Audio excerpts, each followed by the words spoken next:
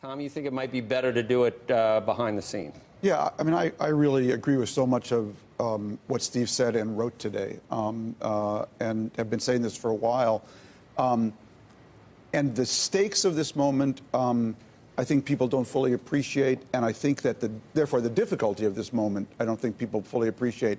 Steve, give me your analysis of the politics. So I happen to believe China's misreading of Trump and America on this issue is actually one of the biggest intelligence failures of the Chinese government ever. And it was an avoidable failure because a lot of what you've been saying, I've been saying, I actually learned from the American business community in China. They actually flipped on this issue a couple of years ago. But I picked up the Washington Post today and I saw an article about how Republicans are now really breaking with the president, particularly from ag districts. Give me your analysis of the Republican politics on this issue and whether you think the president will be able to hold firm. Remember, Tom, when you came to the White House this time, 2 years ago, you come back from Beijing, we had this exact discussion. Yep. Remember, the biggest pressure the president's got is kind of from his allies. It's both the Republican free trader, and you can't have free trade when the system is half mercantilist and half free trade. That's what Trump's going after.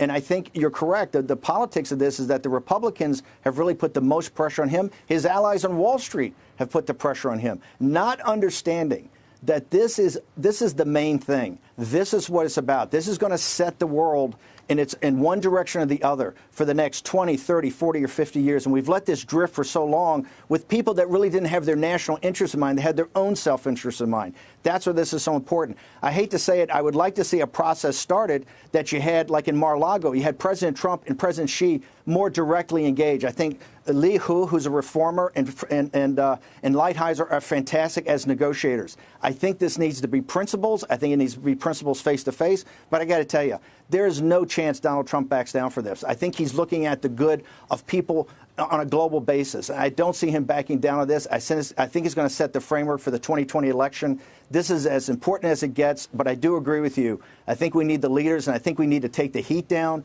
and I think they need to get behind closed doors and start a process that's going to take a long time to take. This is not going to take place overnight. This is not going to take place at the G20.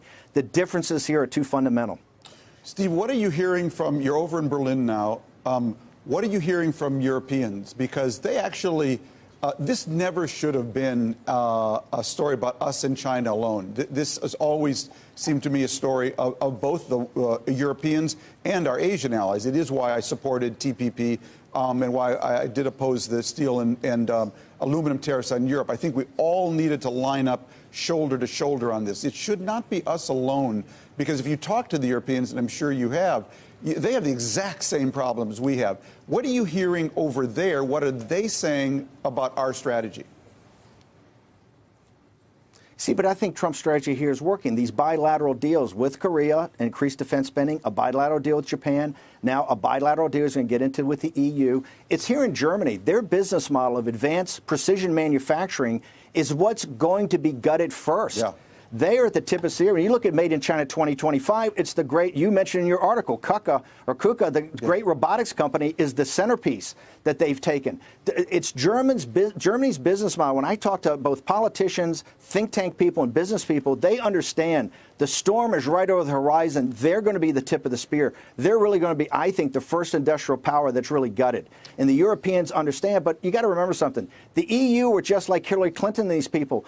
The elites in our country, Tom, and you know this, they thought the rise of China on this business model of China was like the second law of thermodynamics. It was some physical reality we just had to accept. Thucydides' trap says we're the declining power. They're the rising power. What Donald Trump said is you've got it wrong. We're not only rising power, we're the dominant power, and we're going to reform the world along lines of free market democratic capitalism. And here's how it's going to be. You've got to break, you've got to lance the boil. And that's what Donald Trump is doing right now. I think our European allies are going to come around. I think they're going to individually come around to this because I think they see the wisdom and the toughness of what Trump's doing.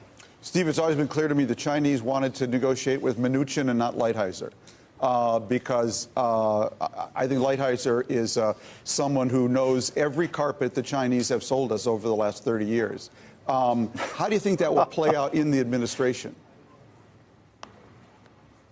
I think you're dead spot on. I think Bob Light, I look at President Trump from my M&A days at Goldman Sachs, Trump is like the chairman, CEO of the company in a massive bet the company M&A, and Lighthizer is the Skadden partner. That's your deal lawyer. Bob Lighthizer, there's no gap between Lighthizer and President Trump. Lighthizer is the guy that does the execution. That contract, when people actually end up seeing it, I think we'll see how thoughtful it is, how well crafted it is, how it actually works for the Chinese. It takes care of a lot of their corruption issues. This is about transparency. It's about accountability. It's about real-time monitoring, and it's about enforcement. What Lighthizer did with Lee Hood, and Lee Hood, people should understand, is also one of the greatest men in the world, I think. He's a reformer in China. He understands what has to happen to their system. These two have worked together for 9 months. It was the hawks. It was after the Belt Road Initiative Forum in China, when the hawks like Wang Qishan and others got around Xi and said, hey, why do we need the Americans? We got to toughen. This is nothing more than a port treaty from the 19th century. This is what started the 200 years of humiliation. We have to shut this down now. So that red line they sent around was basically say, we're not going to take any of the things that Lighthizer and Lee He have negotiated for 9 months, the basic architecture of the deal. That's why this is a defining moment. And every president beforehand, Clinton, Bush, and Obama, have all blinked. Trump didn't blink. He could have cut a deal that made him look like a hero. He said, we're not doing this. We're not going to be retraded. This is what I need. Lighthizer, you told me you're going to get this. Let's just power through this.